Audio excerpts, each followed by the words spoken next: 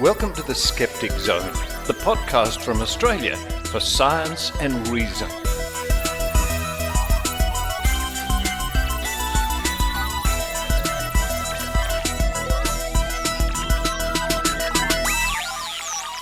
Yes, it's the Skeptic Zone podcast, episode number 699.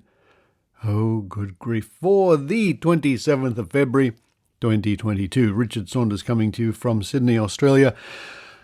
A very long way from the people of Ukraine who are in our thoughts and in the news at the moment for all the wrong reasons. It's a terribly sad and frightening situation unfolding at the moment. As I record this, the Russian forces have not yet overwhelmed Kiev. I hope they don't. But it's not looking good. And I was only chatting to one of my good friends the other day who is of Ukrainian heritage. And you can imagine how upsetting this is for her. But let's turn our attentions to this week's episode of the Skeptic Zone. We're going to talk about changing the subject completely. We're going to start with the good old skeptical topic of UFOs once again. And I'm going to read a piece I wrote for the Australian Skeptics website and the Facebook page about a recent TV special. UFOs exposed once again, uncovering the truth about UFOs. That's getting a little bit repetitive.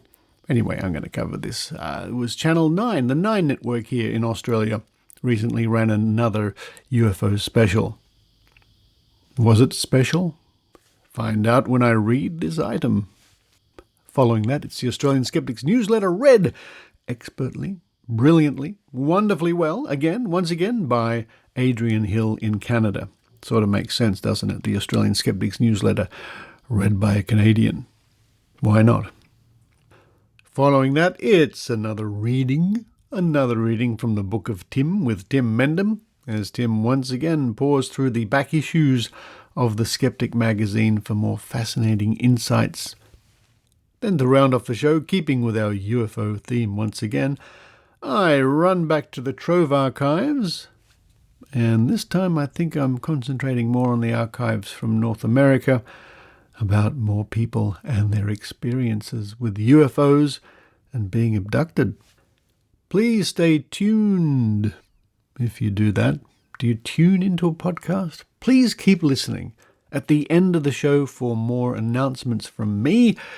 But now it's time for me to run downstairs, and I think this week calls for cheese on toast with a little bit of wasabi. While I do that, I hope you enjoy the Skeptic Zone.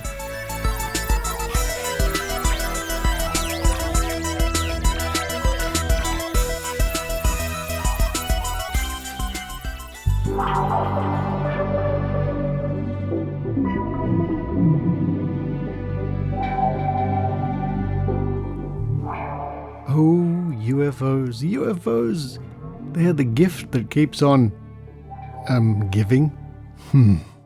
After all these years, after all these decades, sometimes UFOs still manage to make the news in one form or another. Now, a couple of episodes ago, you may well remember I did mention UFOs in passing in a story I wrote called Any Day Now, I Promise, about people from alt med practitioners to religious people to whatever, promising that any day now X will happen, or any day now science will catch up with our point of view. And I mentioned in that report some of the UFO shows that have been on over the years, and I predicted that within some years from now, not many, there would be yet another UFO special on TV. I didn't have to wait. But let me read to you what I put on the Australian Skeptics Facebook page. And this went up on the 21st of February. UFOs, let's do the time warp again. Today's skeptics tend to look upon reports of UFOs with more of a sense of nostalgia than any real expectation of new and startling evidence of alien visitation being produced. As decade after decade passes and the aliens remain shy, we can look back at all the UFO documentaries, books, TV specials, and so on, that each promised so much, but delivered so little. Writing in The Skeptic magazine in 2021, Volume 41, Number 3, Chief Investigator Richard Saunders listed some of these movies and TV specials. 1970, Chariots of the Gods. 1976, Overlords of the UFO. 1977, Mystery of the Gods. 1979, It Has Begun. 1980, UFO Syndrome. 1995, The Alien Autopsy. 1997, Australian UFOs and Alien Encounters Down Under. 2005, the UFO phenomenon Seeing is Believing. 2021, 7 News Spotlight Special, The Phenomenon Reveals the Truth About UFOs. Saunders predicted that in 5 or 7 years another UFO special would come along to expose the truth. We didn't have to wait that long, as in February 2022, the 9 TV network broadcast Under Investigation with Liz Hayes, Are We Really Alone? And centered on more recent videos from US Air Force pilots and a Navy serviceman. However, these videos, namely Tic Tac, Go Fast, Gimbal, and Pyramid, all shown within the first minute of the special, have been explained. And no, they are not evidence of amazing unearthly technology. For a logical explanation of these videos, we direct you to the YouTube channel of Mick West, where each one is examined in detail. Upon watching the Under Investigation special, West was not surprised to see these videos dragged out. Quote, "These are the best videos in ufology, so even though they probably have mundane explanations, it's understandable that UFO fans would really prefer that they remain mysterious." End quote. West uses the data from videos to work out the speed, distance, and trajectory of these objects. Quote, "Unfortunately, the maths is not on their side," end quote, he said. The Under Investigation website states that, quote, "Skeptics refuse to believe life outside our planet exists," end quote. But Saunders said he knows of no skeptical organization that holds this position. Quote, "I have no reason to think there is not life elsewhere in our own galaxy, let alone the universe," end quote, he said. Quote, "But as of yet, there is no good evidence that aliens have come to pay us a visit," end quote. In the end, TV specials about UFOs fill up an hour or so of airtime, have an audience, and can be entertaining. Even though this latest effort did include some skeptical comments, we have learnt not to expect too much. Under Investigation seemed not to do very much investigation, under, over, or otherwise. You can view the explanations of many UFO videos, including the ones mentioned, by visiting the YouTube channel of Mick West, and I'll add a link to that in this week's show notes. It's worth visiting the Facebook page of Australian Skeptics to see the comments. Some of them are tongue-in-cheek, of course, but there are some UFO believers jumped on, and are rubbishing poor old Mick West and his analysis. Now, I've seen the analysis Mick West has done, and it's simply no fuss. It's methodical, it's careful, it's calculated, it's just matter of fact. So, UFO believers, good on you. Keep up the good work, guys. Here's a typical comment. Mick West's arguments only work when one cherry-picks the data to match one's own cognitive bias. And, of course, they love posting link after link to long documents and things like that. Anyway, have a look. You might decide to add something yourself. And I see the Australian skeptics have rebutted one of these UFO believers, presumably on the grounds that they were using ad hominem attacks.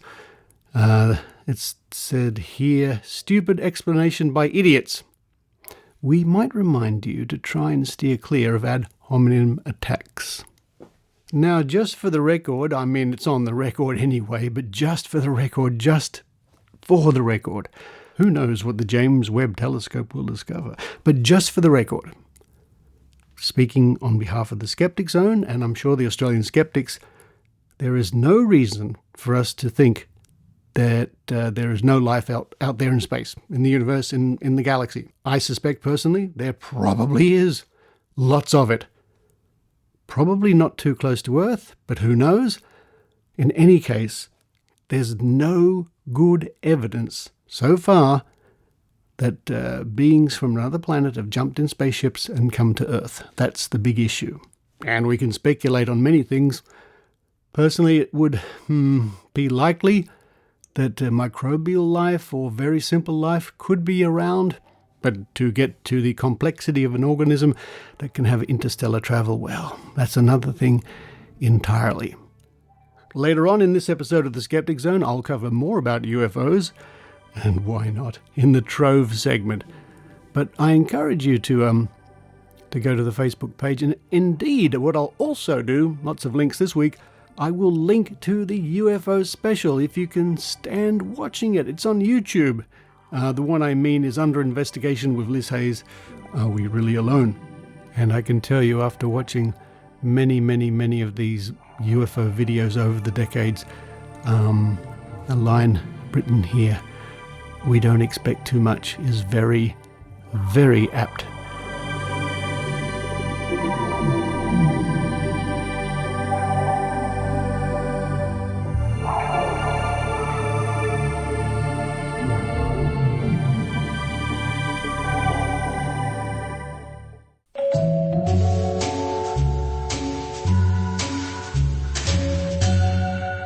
Be Reasonable is the interview show from the Merseyside Skeptic Society, where each month I speak to someone about their fringe beliefs. Over the years I've spoken to psychics, UFO believers, moon landing deniers, flat earthers, hollow earthers, and all manner of unusual conspiracy theorists. But I've also talked to AIDS denialists, white supremacists, gay conversion therapists. I even interviewed Jim Humble, the inventor of Miracle Mineral Supplement, a form of industrial bleach that he and his followers use to treat cancer and HIV. This isn't a debate show, and my aim isn't to win an argument. But when we listen to how people promote and justify the ideas that we disagree with, even the dangerous ones, I think we become much more effective at countering those ideas.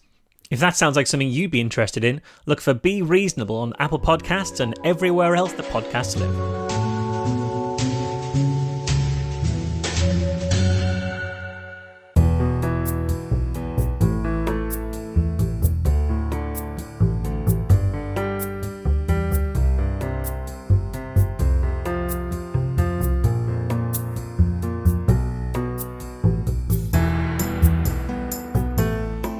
Hello everyone, it's Adrienne Hill from Canada, land of ice hockey, the friendly giant, Mr. Dress Up, and so much more. Here to read the highlights from the Australian Skeptics newsletter. This is newsletter number 142. You can subscribe to this newsletter and get it delivered to your inbox every other week, complete with links to all the stories. Just visit www.skeptics.com.au. But now, let's get to the newsletter and see what Tim Mendham has lined up for us. Hi all, says Tim. There's not a lot of COVID in this edition, but there is love. Love of alt med and the love of frequencies. That might be because today is 22/2/22, or Tuesday, as some may call it, which is obviously significant to psychics, astrologers, conspiracy theorists, New Agers, Endayers, and those of a similar bent. The conversation discusses the fascination of this date and similar ones in an interesting article. So, on this auspicious day, and until we get to Three's Day, which won't be for another 11 years, read on. Tim.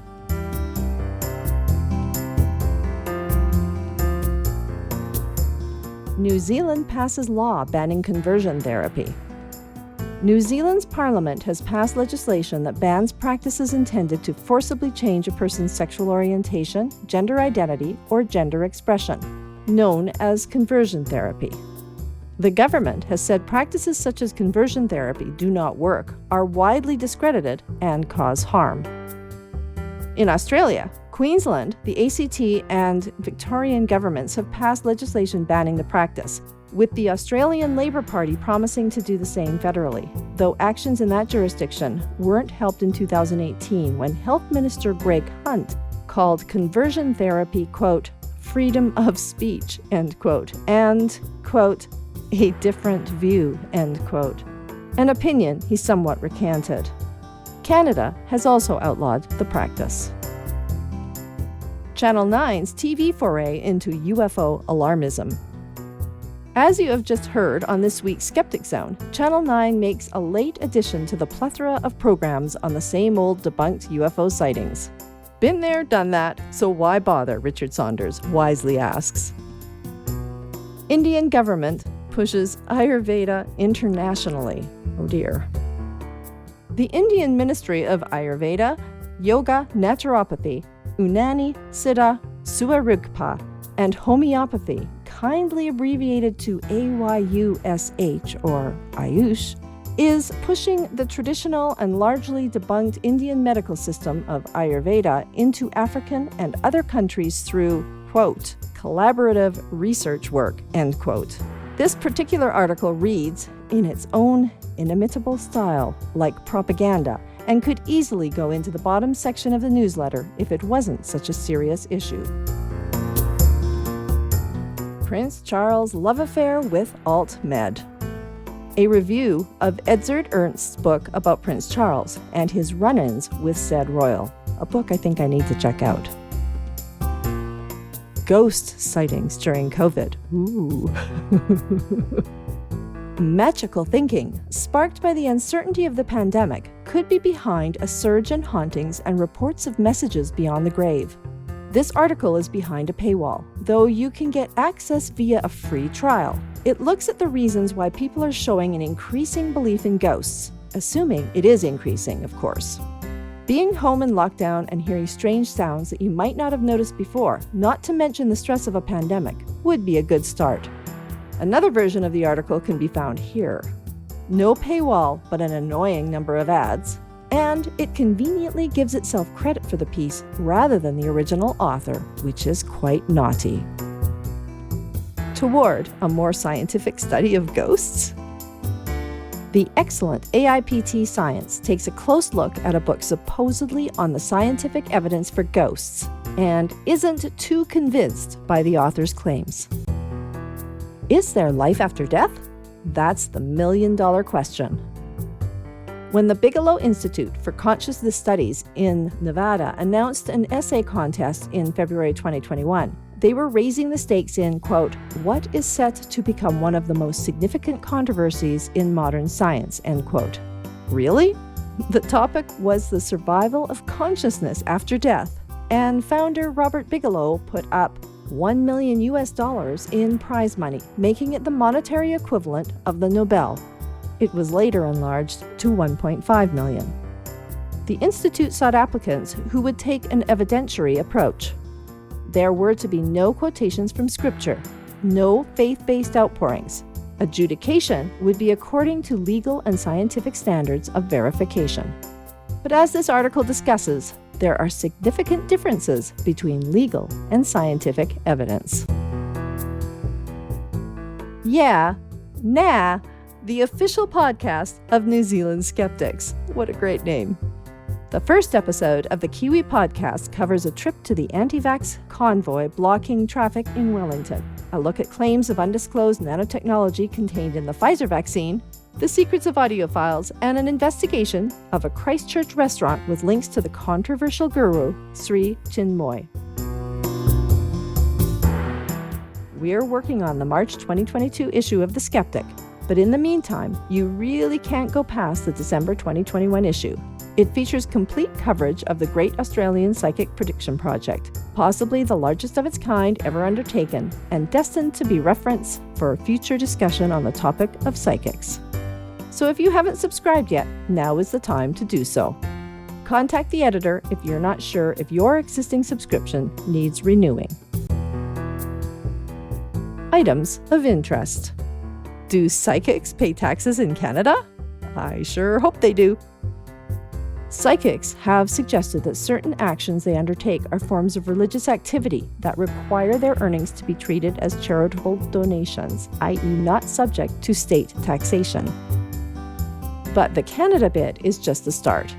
This article is really a primer covering a series of legal and taxation issues you should be aware of if you're thinking of starting up in the psychic business.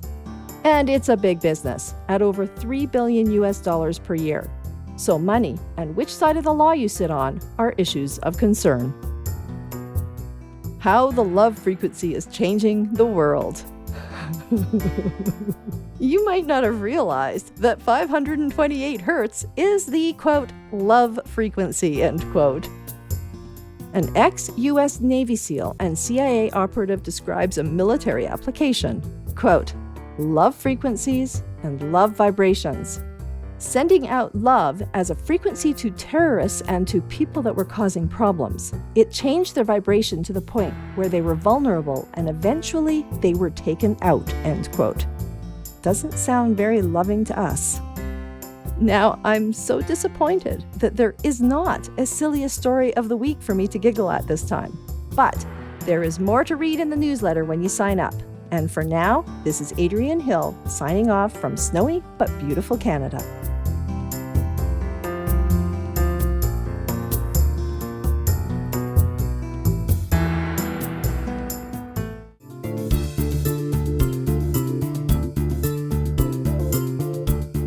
G'day, this is Dr. Karl Kruszelnicki, proud to be a skeptic, and you can find out more about me at drkarl.com and get lots of free stuff there as well.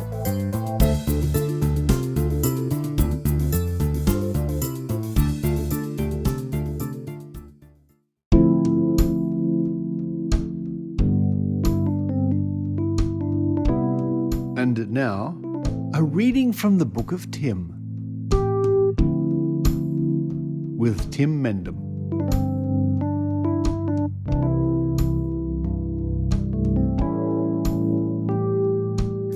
Hi, my name's Tim Mendham. I'm the editor of The Skeptic magazine and Executive Officer for Australian Skeptics Inc. And today I'll be reading from the issue of The Skeptic magazine, December 2021, so a very recent issue. That's volume 41, number 4. And this is from our section of the magazine called The Cycle of Life, What Goes Around, in which we start off with one rather obscure point and work through connections till we come back to where we started.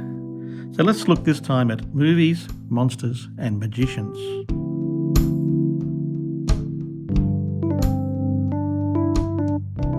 Now you probably know Sir Arthur Conan Doyle, author of the Sherlock Holmes books and short stories, as well as the Professor Challenger adventure series. He always had an interest in the supernatural. One of his early short stories, called J. Habakkuk Jeffson's Statement from 1884, helped to popularise the mystery of the abandoned vessel, the Mary Celeste. Following the death of his son Kingsley at the end of the First World War, he died of pneumonia during the Spanish flu epidemic, Conan Doyle's belief in spiritualism was strengthened. In 1920, he met Harry Houdini, and despite the escapologist being a fervid debunker of spiritualism, they formed a friendship. However, the friendship was seriously tested in June 1922 during a séance held in a hotel room in Atlantic City, New Jersey. Conan Doyle's second wife, Jean, not the mother of Kingsley, was a self-professed medium. During the séance, she arranged to contact Houdini's mother, Cecilia. They sat at a table in a darkened room. Lady Doyle uttered strange sounds and began trembling. She reached for a notebook and transcribed 15 pages of automatic writing. She said the words were a message from Houdini's mother. They included passages like, "I am happy. It's so different over here. So much larger and more beautiful, all sweetness, nothing that hurts." The Doyles thought that Houdini appeared deeply moved, but he subsequently publicly announced that he did not believe that the 15 pages of grammatical English were a genuine message from beyond the grave, not least because his mother's English had been terrible. Conan Doyle was famously a supporter of the Cottingley fairy photos, which were later shown to be fakes, as many had attested at the time. During 1922, Conan Doyle was on a tour of the United States promoting spiritualism. Houdini had invited him to attend the annual meeting of the Society of American Magicians, several days before the séance. Because Houdini and his fellow magicians had spoken out a great deal against psychic frauds by replicating their phenomena through stage magic, Conan Doyle, anticipating more of the same at the Society's meeting, prepared a little trick of his own. Bringing in a movie projector, he offered no explanation of what the magicians were about to see, a film of real live dinosaurs. He presented the black and white silent film without titles or comments to a mesmerised audience, or at least as far as the media were concerned. In the words of a New York Times report the following day, quote, "Monsters of several million years ago, mostly of the dinosaur species, made love and killed each other in Sir Arthur's pictures.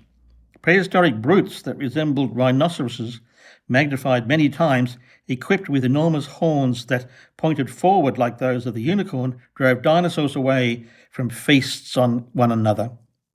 One monster, like a horned toad of monumental proportions, presented an impenetrable surface of armour plate in attacking reptiles and moved along in safety." The Time story featured headlines, "Dinosaurs Cavort in Film for Doyle. Spiritist mystifies world-famed magicians with pictures of prehistoric beasts. Keeps origin a secret." Doyle explained later to Houdini that these pictures are not occult. This is psychic because everything that emanates from the human spirit or human brain is psychic. It is not supernatural. Nothing is. It is preternatural in the sense that it isn't known to our ordinary senses. It is the effect of the joining of, on the one hand, of imagination, and on the other hand, of some power of materialization. The imagination, I may say, comes to me. The materializing power comes from elsewhere.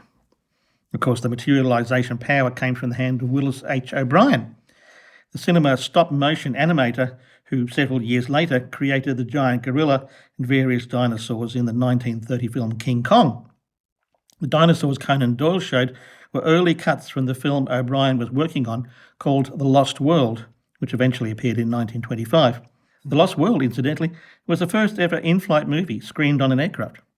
Conan Doyle himself had appeared in a short prologue to the film, primarily because it was based on his 1912 novel of the same name. His dedication in the book was, "I have wrought my simple plan. If I give 1 hour of joy to the boy who's half a man, or the man who's half a boy, or possibly to mystified magicians."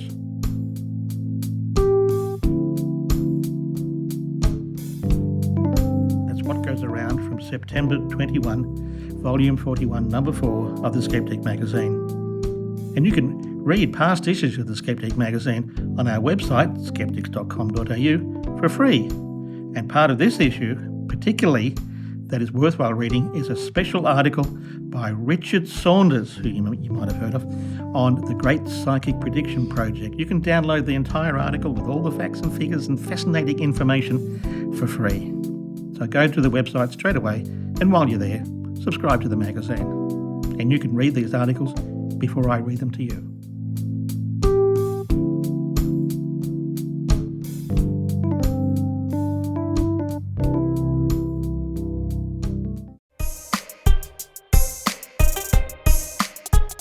Hello, this is Maynard. Did you know that you can listen to the Skeptic Zone on YouTube? Yes, I know, sounds crazy, but it's true. Also, you can hear 40 logical fallacies with Michelle Bickersma and funny sketches with Richard Saunders and a host of other skeptics. Just click on the YouTube links on the homepage at skepticzone.tv.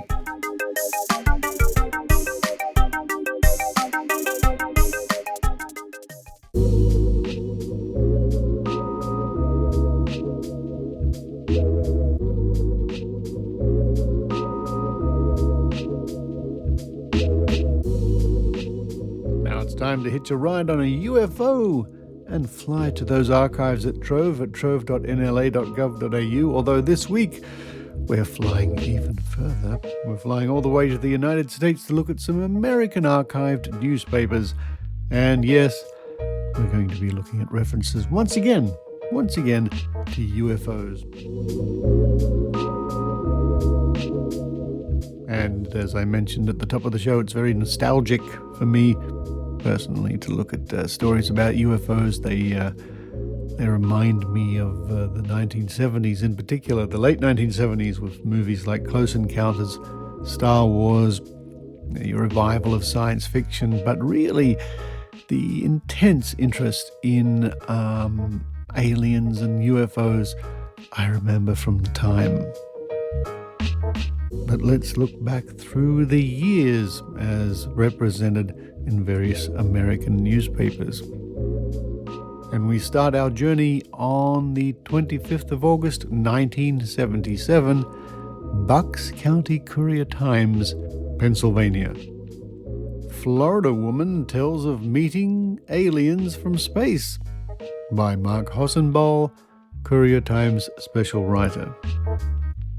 Lydia Stolnaker, a doomsayer with a difference, came to Bucks County last night and foretold the apocalypse. Lydia, a 30-year-old businesswoman from Jacksonville, Florida, says she was abducted one day in August 1974 by God-fearing aliens in a circular UFO. The aliens, she says, gave her X-ray vision and the power to heal.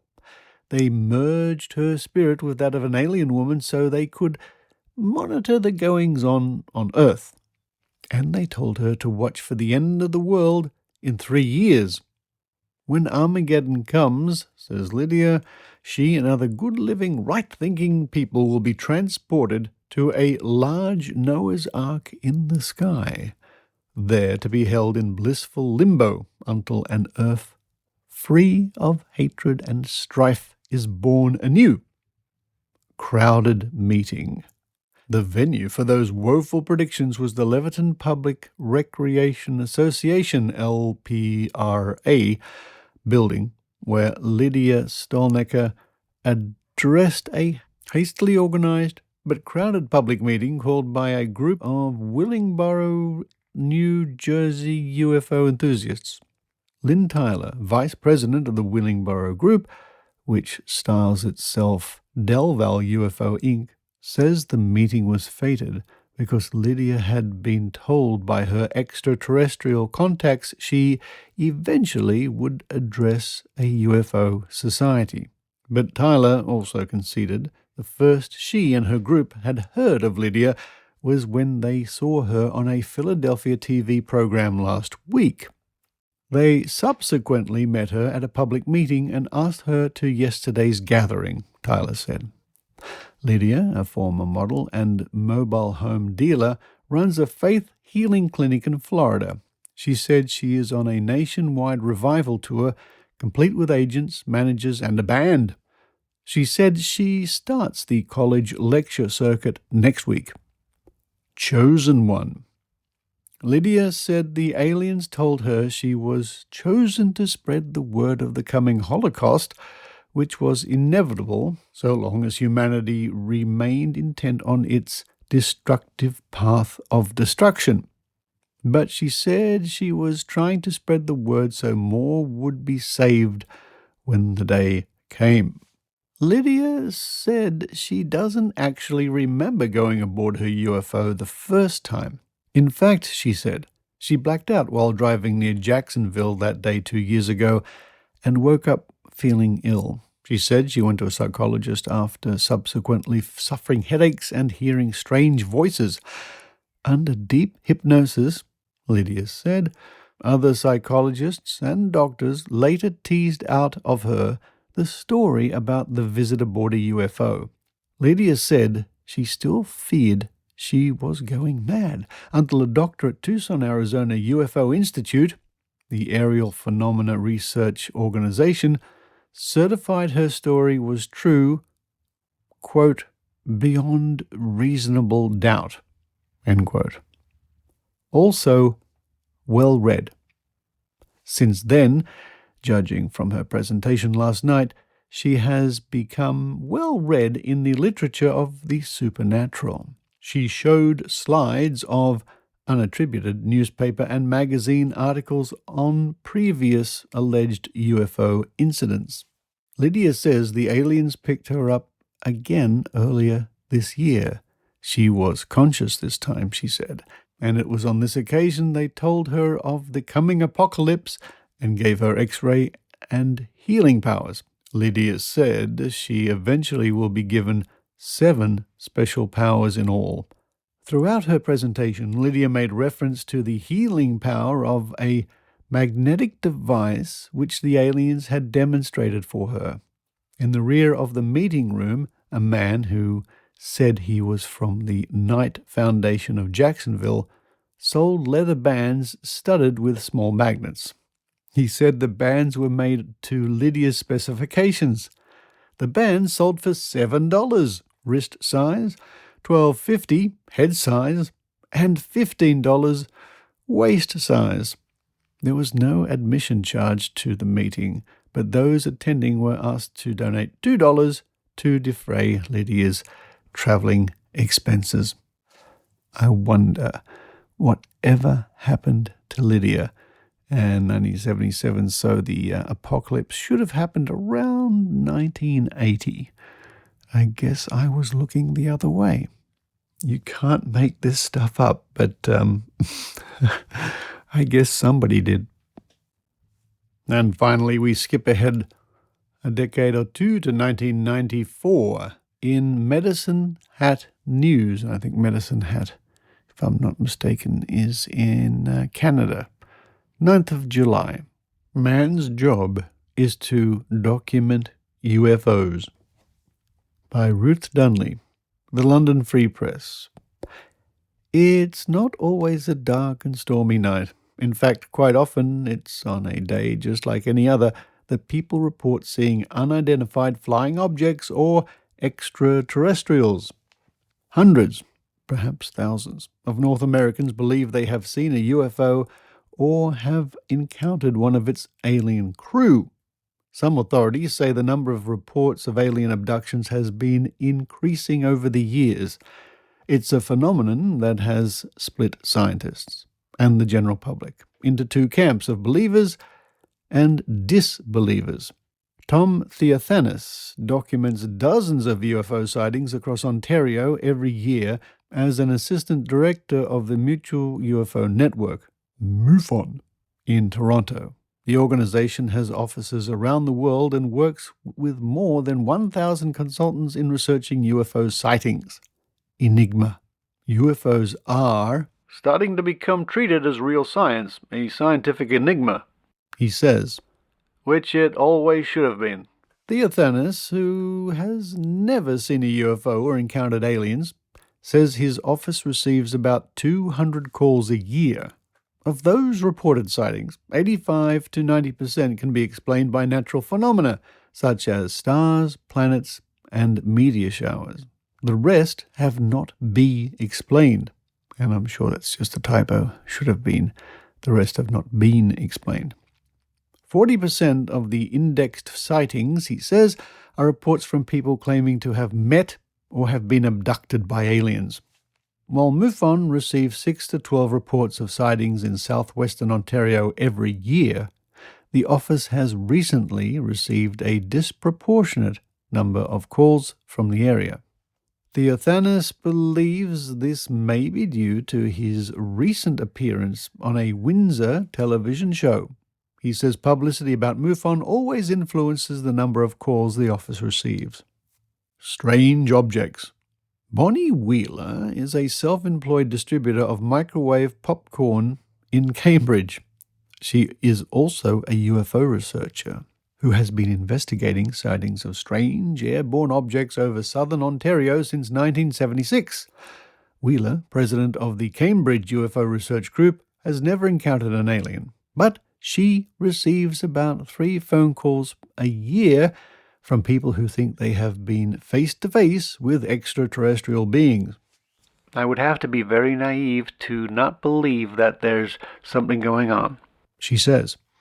One of the most frustrating things for people who think they've seen a UFO or been abducted is the disbelief they encounter from friends, families, the news media, and the general public. Despite people's reluctance to step forward with UFO stories, a 1993 study by the late Carleton University professor Nicholas Spanos suggested that those who believe they have had a close encounter with aliens are just as intelligent and psychologically healthy as others. Some, like Londoner Richard Coate, turned to the television show Unsolved Mysteries for help. Tim Rogan, co-ordinator, producer of the show, says the program receives hundreds of calls a year from people like Coate. Rogan says that while the show has been helpful in solving many crimes and mysteries, it has failed to come up with any clues about UFOs and alien abductions. The unexplained stories in the category have remained unexplained, said Rogan from his office in Burbank, California, adding that Unsolved Mysteries will focus on the issue in a special show next season. Dorothy Lewis, a Sarnia telephone salesperson and field researcher for MUFON, says she has been investigating UFO reports across southern Ontario since 1967. Lewis says there are several steps involved in reporting a UFO sighting or abduction. Lewis first interviews the person about the experience. If the person reports that the UFO touched down, Lewis will visit the site and take photographs. There are also a series of forms and questionnaires to be filled out, but Lewis says the person who files the report always has the option to remain anonymous due to what she calls the ridicule factor. When a file is complete, Lewis forwards it to MUFON's provincial directorate in Mississauga. Eventually, all reports are retained at MUFON headquarters in Texas. The National Research Council of Canada has been recording UFO sightings since 1947. NRC officials say they receive about 100 sightings annually, the majority of which are forwarded to the RCMP, Transport Canada, and the Department of National Defence. The NRC holds reports on sightings for 1 year and then transfers them to the Government Archive Division. Confidential. An NRC spokesperson says privacy legislation requires that the names of the people who report the sightings be kept confidential. But all reports from 1966 to 1981 are open to the public because all confidential information has been removed. The files on reports beyond 1981 are closed because confidential information has yet to be removed. Some of those convinced of alien abductions believe government officials are actually hiding the truth about UFOs and extraterrestrials, cloaking it behind the veil of official confidentiality. Some have even suggested the government is reluctant to release the information because it might incite panic. Second Lieutenant Mike Bellavi works in the Public Affairs Division of NORAD's Canadian Regional Headquarters in North Bay. He says it's true that not all aircraft in Canadian airspace can be identified, but unidentified craft are not assumed to be UFOs with aliens aboard. In most cases, he says, it may be a legitimate aircraft that could not be identified quickly enough, or drug smugglers who are skilled in avoiding detection. While the total number of these unknowns is classified information, again, a sore point for those convinced of a government conspiracy, NORAD will say that 22 unidentified craft were charted in Canadian airspace in the last 3 months.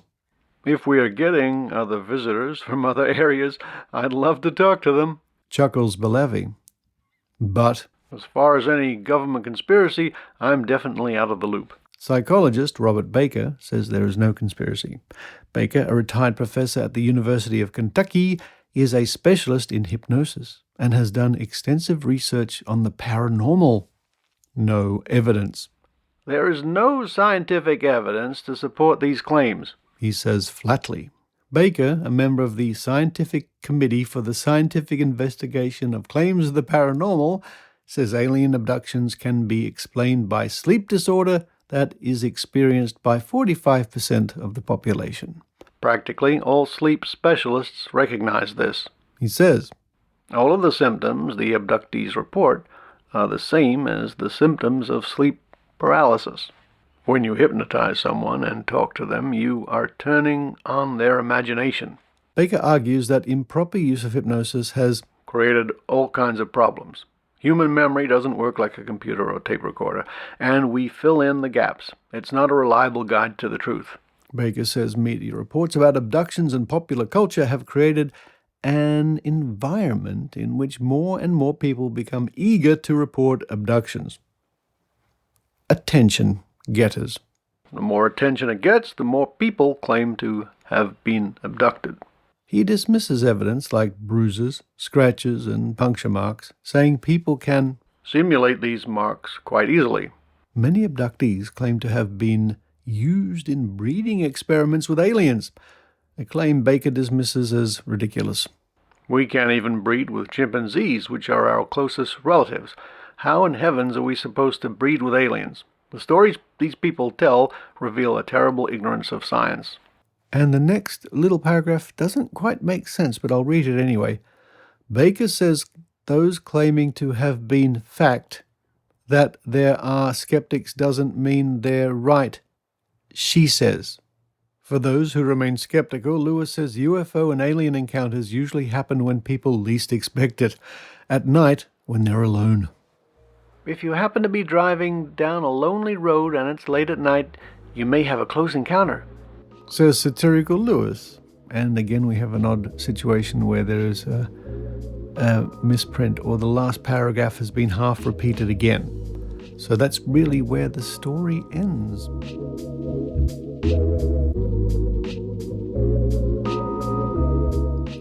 And you might be able to hear I've got a couple of UFOs flying over me right now. Namely a jet going from Sydney to Singapore. Although normally I try to record around these jets, today they seem to be coming in at about 3-minute intervals, so it's very difficult as the rain pours down. Now that's one UFO I'd like to be aboard.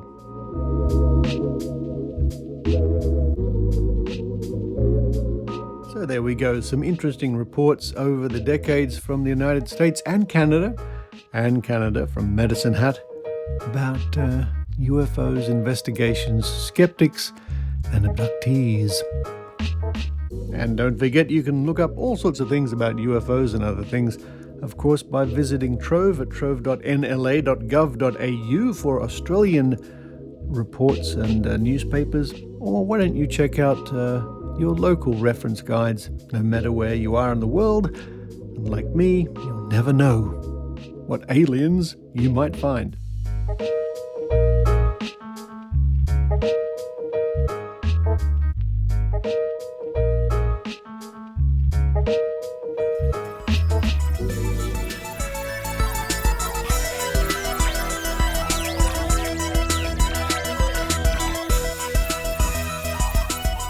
Thank you for listening to the Skeptic Zone. Thank you again to my Patreon supporters and PayPal supporters. And here is a message from one of my Patreon supporters, Stuart, who said that he and his wife were listening to the Skeptic Zone podcast last week. That was episode number 689, and they were quite delighted that I took the time to cover the Nurses and Midwives Association protest on the 15th of February. You will recall I was downtown in amongst the protesters because, as I think I said last week, they have a valid point. I support them, and where would we be without them? Now, Stuart points out on the matter of ratios, you may have heard some nurses talking about ratios last week as I was interviewing them. Stuart says this aspect of healthcare management goes far deeper and has existed longer than just COVID-related shortages and other short-term difficulties that we are facing presently. He says minimum staff ratios exist obviously to ensure patient safety and good outcomes. But far too often, hospitals in New South Wales operate without satisfying any standard or benchmark, and the COVID situation exacerbated this further. Legislating these ratios would require hospitals in New South Wales to treat this aspect as one of critical importance to their operation, as against allowing it to become a middle or low priority issue. Too many nurses in hospitals are leaving the profession due to being overwhelmed and underappreciated. A very sad state of affairs. He says it would alarm most of your listeners, as it does me, to know how often nurses are working double shifts. being called in during the night and then being required to work a full shift the next day, being rushed off their feet for the entire shifts day after day, or having little or no training in the procedures they are to perform due to lack of resources for in-service education. Good points, Stuart. Good points. Thanks for letting me know. And as you've just heard, I've passed those along to the listeners, and I will link to a web page here from the New South Wales Nurses and Midwives Association, which covers this issue more. If you'd like to see that, just head to this week's show notes. Now, coming up this week on Thursday night here in Sydney Skeptics in the Pub online, we have Saucy Science. Saucy Science? Saucy Science? Saucy Science with Dr. Catherine King. All the bits that are not suitable for kids. This does sound like an interesting talk. Catherine is a science communicator with Newcastle Museum and loves nothing more than performing science shows for kids. Now, you can find out more by visiting Meetup and looking for Australian Skeptics or our Twitch, or the Australian Skeptics Twitch page is twitch.tv/Australian Skeptics. Check that out on Thursday night. I'll be hosting that. Sounds like a lot of fun. Of course, there are also other regular events from Canberra, for example. They have regular online meetups. And next month, I'll be speaking for my dear friends in Victoria, the Vic Skeptics. I'll be covering the Great Australian Psychic Prediction Project. And if you're listening, Michelle, I will get you my details, my bio, and an outline of my talk very soon. I've been a bit slack in doing that. But hell, any excuse to chat with Michelle is a good excuse. Oh, those fond memories of Japanese pancakes. Yum. Now, you might think that I have something special cooked up for episode 700. It's a big milestone, but not particularly. No, I don't. Possibly because of the situation around the world at the moment. It's maybe not a time for big celebrations. I don't know. I'll see if I can put together a good show for you nevertheless and regardless. And if you want to help me celebrate, in any event, show 700, then why not chip in $7 or $70? Dare I say $700 to the Skeptic Zone, and you can do that at skepticzone.tv. Just click the link there for Patreon or PayPal. 700.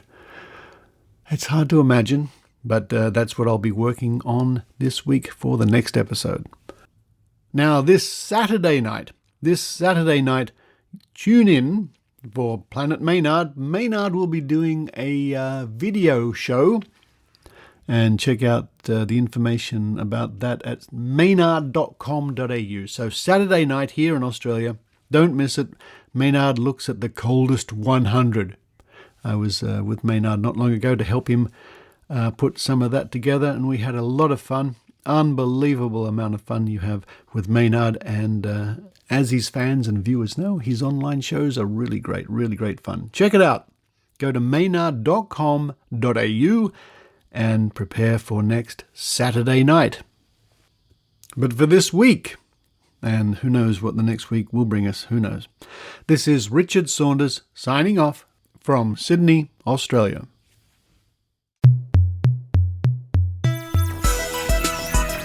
You've been listening to the Skeptic Zone podcast. Please visit our website at www.skepticzone.tv for show notes, contacts, and to access the back catalogue of episodes going back to 2008. You can follow the Skeptic Zone podcast on Twitter at Skeptic Zone, visit our Facebook page, or leave a review on iTunes. You can also support the Skeptic Zone via Patreon or PayPal. The Skeptic Zone podcast is an independent production. The views and opinions expressed on the Skeptic Zone are not necessarily those of Australian Skeptics or any other skeptical organisation.